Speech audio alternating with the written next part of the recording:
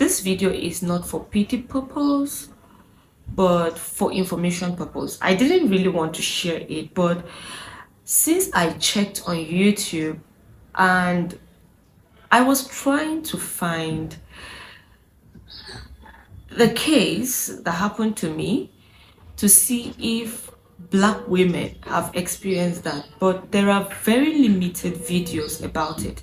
Many of the people who share their experiences are the whites, and I am not saying that the experience is not in Nigeria or in Africa, but maybe we do not have the platforms to share, or we do not even bother to share.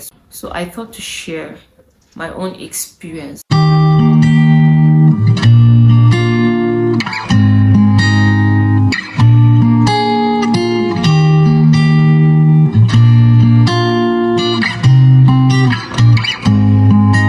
From the title of this video, you have a clue on what I want to talk about. Please, a quick disclaimer, I am sharing my personal experience based on YouTube guideline.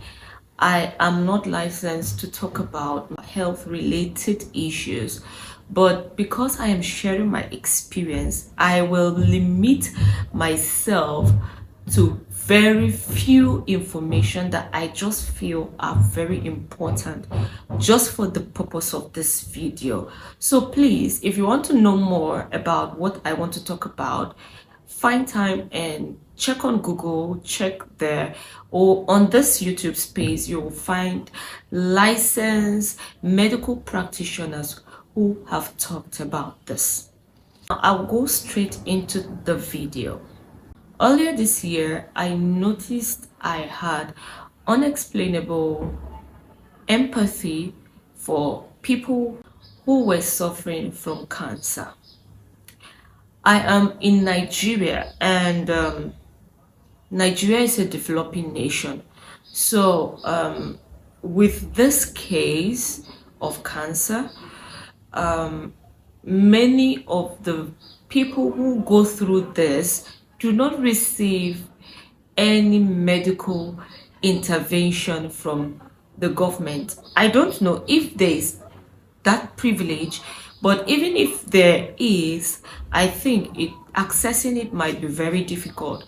So many people go through this phase alone, and because it is a journey that takes a lot of money, you find these people exhausting all they have and mostly resort to raising funds online. So earlier this year, I saw many people requesting for help to go through the surgeries needed. And I was just driven to them. I would give my little support and move and pray for them and move. Little did I know that within the year I will receive a shocking report that will place me at that position of pains and trauma. But here I am, with gratitude to God for walking through this stage with me. I will share my journey, what brought about it, and my journey of faith with you. Before now, I have always heard about cancer, and I have never taken time to find out what it truly means. All I know is cancer kills. Cancer report is just like receiving the report about the remaining days one has on earth. That is what I have always known about cancer. I have no any understanding about it. But with this experience, I had to study to understand more about what cancer is. And I came to understand that cancer is something that happens to both men and women, even though The statistics shows that many women go through this more than men. What is cancer? In a simple layman's term, it is a process where an abnormal occurrence happened in the body. This abnormality might come from an altered procedure or process of the regular activities that happen within the cells and tissues in the human body. When that happens, that form that has become abnormal begins to regenerate itself and grow in the body. One thing you should know is that the cells and tissues I was born with are not what are still in my body. As they work to some extent and became weak and tired, they die. While dying, they regenerate themselves, replicate themselves, so that place they are working will not be left blank. The process of all this can sometimes be altered unexplainably. When this happens, the tumors that are found within these parts of the body are sometimes malignant or benign. When they are malignant, it means they can lead to death. When they are benign, it means they can be managed and will not lead to death. Sometimes, if the benign type is not properly taken care of, it can also lead to death. So this is the little I can say about it. And I had recorded this, but I didn't know it stopped. So the explanations I did, I can't go back to it. So let me just stop here. I think it is better. It is safe to stop here. But then I will continue with the next part. Please stay tuned.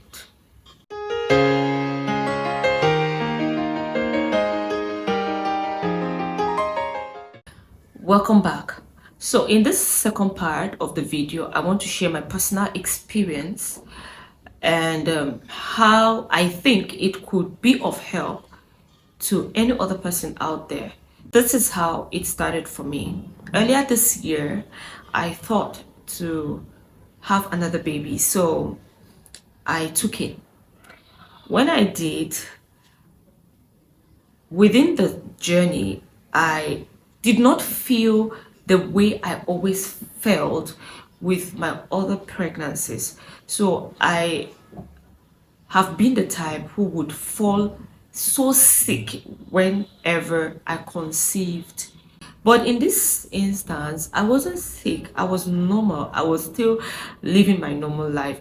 I was enjoying the process until I started noticing some changes.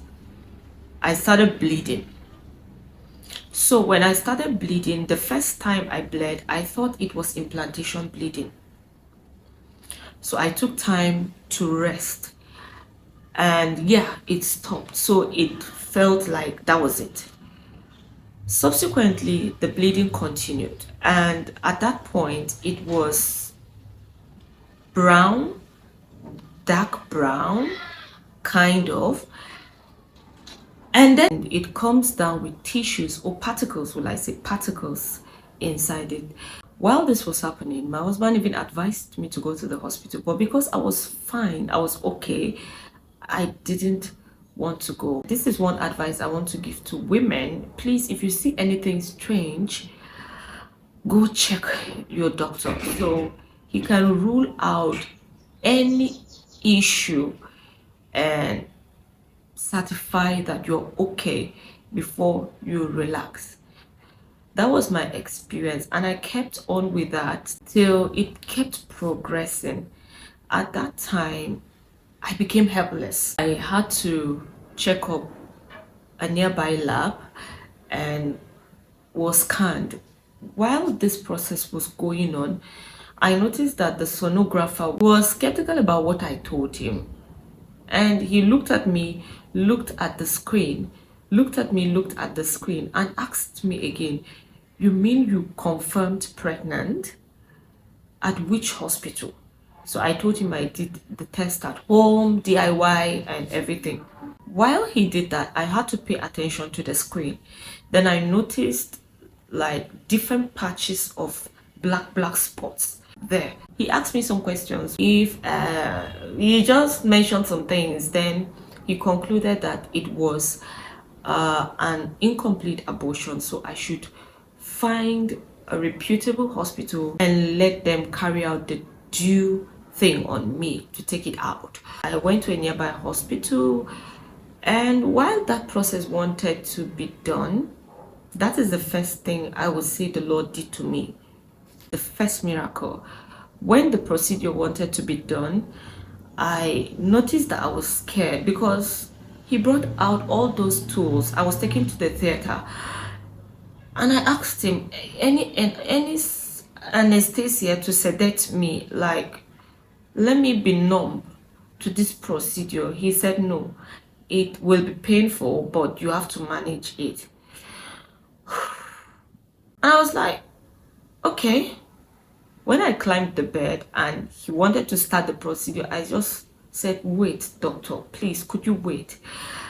I have a strong feeling that I need to do this in another lab.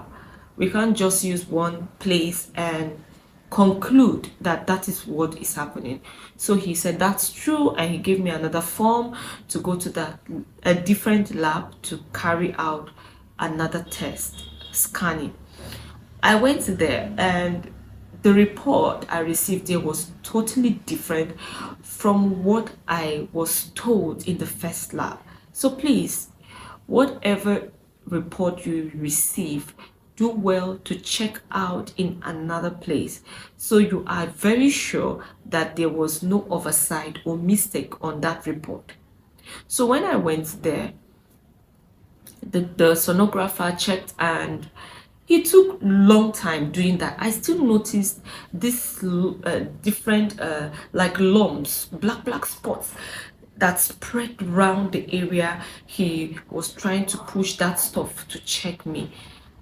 And I asked him a question. He said I should hold on. After the procedure, he called me. For others, they would just give them their result to go back to the doctor that referred them there, but he called me inside and he told me to please go get this out because my life is at danger. This is not a viable pregnancy. It is an issue, and tumors are growing in your womb.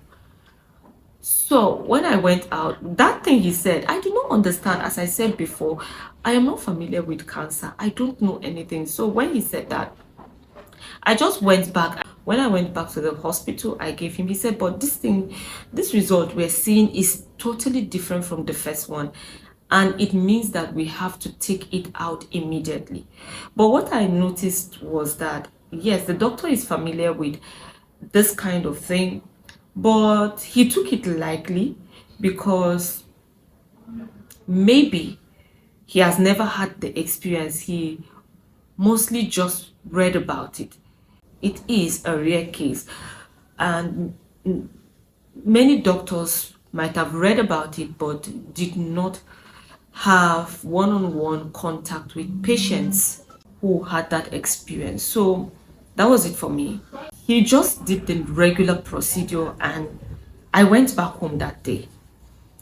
But what I noticed after was that I wasn't fine.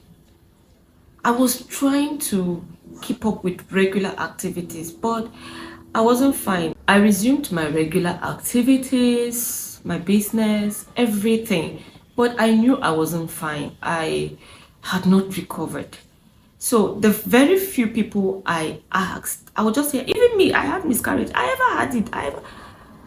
I did not have miscarriage, but I had to use that word because that was the easiest thing to get someone to talk to you. Their experiences were different. Nobody told me they ever heard about the name of that pregnancy, Molar pregnancy. No, people were familiar with ectopic pregnancy and that, but molar pregnancy, no, no, no, no, no. So they did not even know what I was going through, so I kept quiet.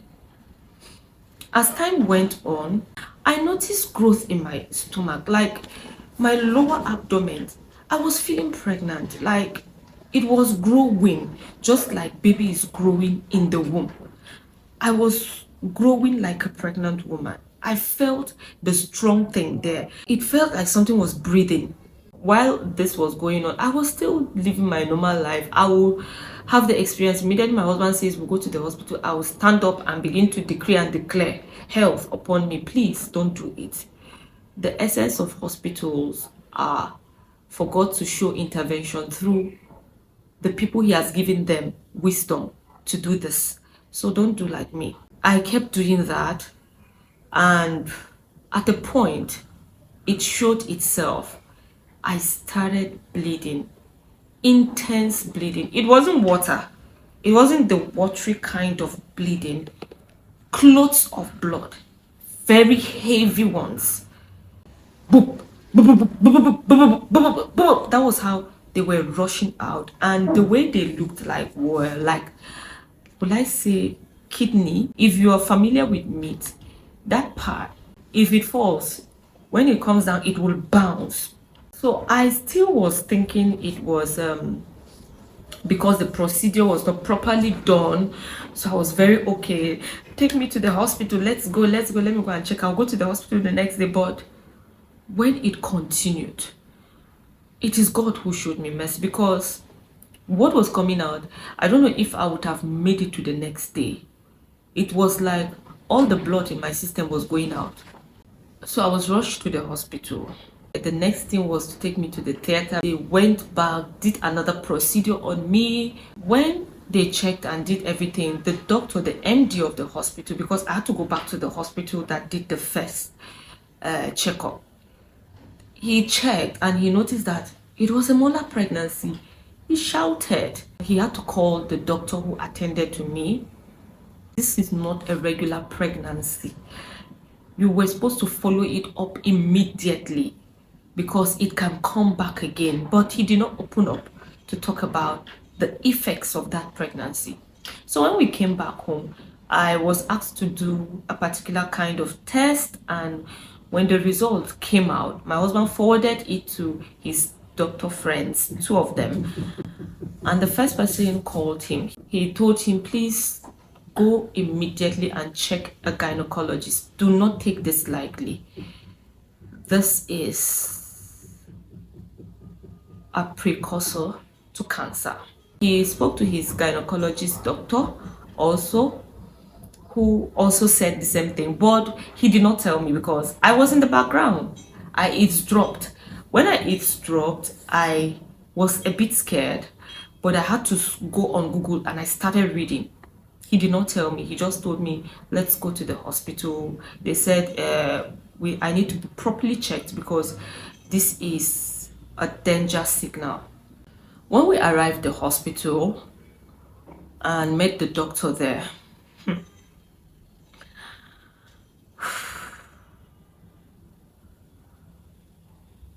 that was when it dawned on me that there's a difference between imagination and reality. You know, sometimes when you are still expecting a different report, it might not hit you much till you receive the report that it is the reality.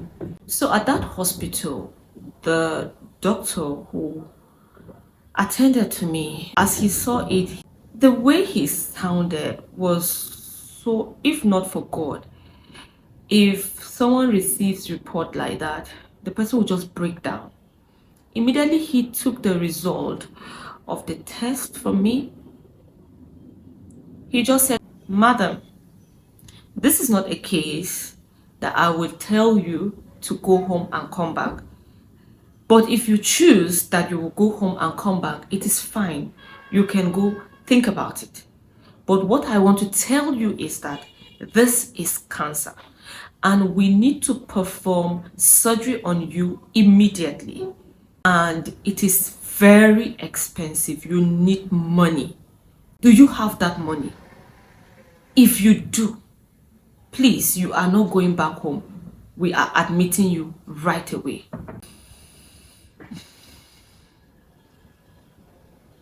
That was the hardest news I have received for a very long time.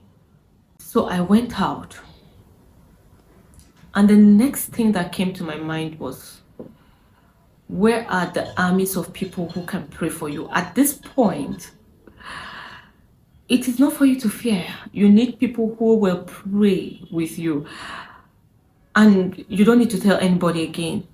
So I remember I called only 2 people, and when I called, that was when I broke down.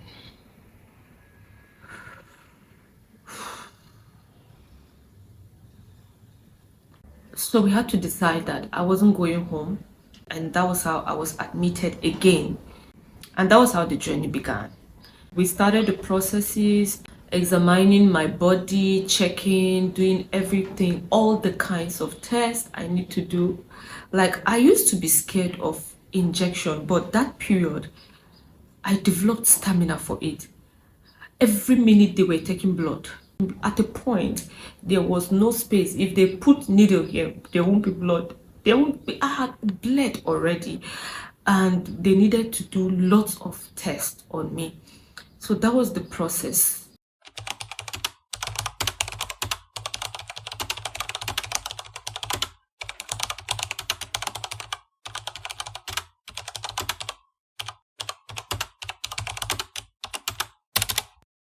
I don't want to go into much details because I have started becoming emotional.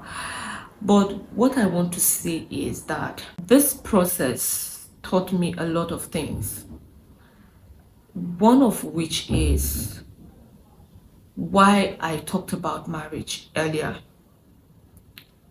If you do not get married to someone who is supportive, sometimes no matter how strong your faith is, if there is no support system around you, you might not receive that thing you are looking for.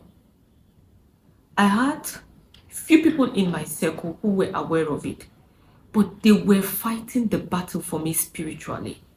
They were praying for me. In the hospital, at some point, some people said, it's like you're not sick. I said, yes, I'm not sick. I was speaking to reality what I wanted. I was calling forth health back to my system.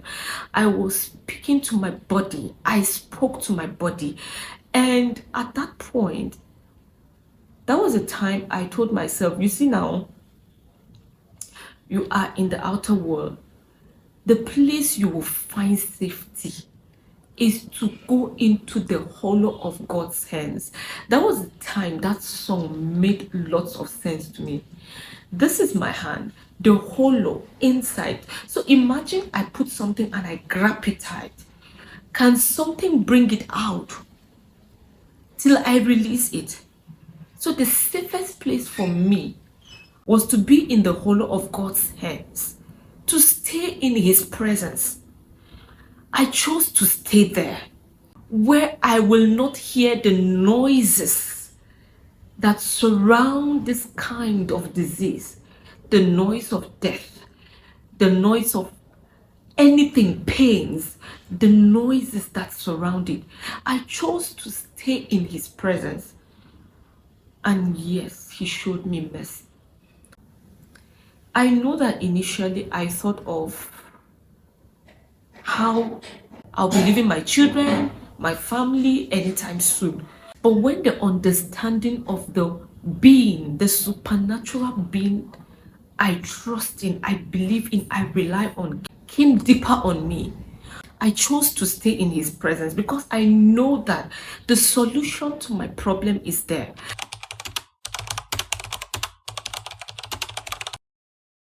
I was already prepped for the surgery. I was scheduled as the last person for the surgery, which was to be done the next day. You guys, that night to the surgery, I did not sleep. I did not sleep. I was settling things. I prayed. Like, I prayed. I was lying in the bed in the hospital, but I was not in the hospital. I was praying. I prayed till 5 a.m. 5 a.m. was when I felt in my spirit that you will not go into the theater. And that gave me relief. Then I slept. You know, the devil can be tricky. So the next day, the first person that came to me came from the theater to take more information about the surgery, and my theater garment was given to me. Everything was given to me. I was asked not to eat or everything. I was fully prepped. Then when the third person came out, the surgeon said he needed to see me again. And before that day, they decided to take another test. They decided to run the test again before the procedure. When the doctor came, the person that was assigned to me who got my results came back. And the doctor asked her, "Can we see the results?" Everything in the result changed. And they asked, "How comes?" She said, "I don't know." While they were doing that, I was in the bed. I was looking at them. I was in tongues from the inside of me. I was praying. I was saying, "Is this how you could do it?" Something I could not sleep. I was praying in the night with fear. Throughout the prayer, I was praying for mercy. Mercy, Lord. Mercy. And it just happened. Then I remember the Bible, the scripture that says, when the Lord turned around the captivity of Zion, it was like a dream. And I was looking at the doctor. Strange. The doctor looked at me and he said, "Could it be village people?" That was the word he said. And I said to him, "If they were, they came late." And that was it. I was supposed to be wheeled into the theater. But at that moment, the doctor told me, "You are discharged, but we will continue to examine you till we finalize the healing process." And that was it. I would love to say that God showed me mercy, not because I am more righteous or I prayed more, but He chose to show me mercy. He showed me mercy. I pray for you, if you are in this condition,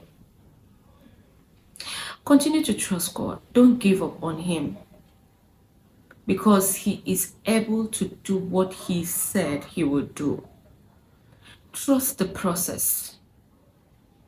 I stayed in His presence and He showed me mercy. And this day I am trying to tell the world that there are things that can happen to you. They might have medical terminologies to it, but I don't know how to explain it, because some people went through that process and it did not come out the same way for them. I choose to share this to give you hope that whatever thing you are trusting God to help you with, keep your faith alive. After receiving that report of being discharged from the hospital, my beta HGC was still high, and that is a signal to cancer. And God still showed me mercy to get to the point that it was ruled out. I want to use this opportunity to share with you the being who helped me throughout this journey, Jesus Christ. If you don't have a personal relationship with Him, I don't know, give Him a chance into your life. He will give you peace, even in the midst of the storm. He will give you healing. He will be your hope. Because when you turn around and you see the results you are seeing are not making sense, knowing him is enough to keep your mind in a place. Please give your life to Jesus. Give him space into your life. And I know, no matter the storm, he will walk you through it. I am grateful to God for the chance to have this platform and to share of his miraculous wonders and to share him with you. Please give him a chance in your life, and I know he will do great and mighty things beyond the understanding of men to you. Thank you so much for watching this video to this moment. You can share it with your loved ones. Let them have an idea of how faithful God is, and let them also know that there are times that pregnancy can result to cancer. Have a blessed day. Bye.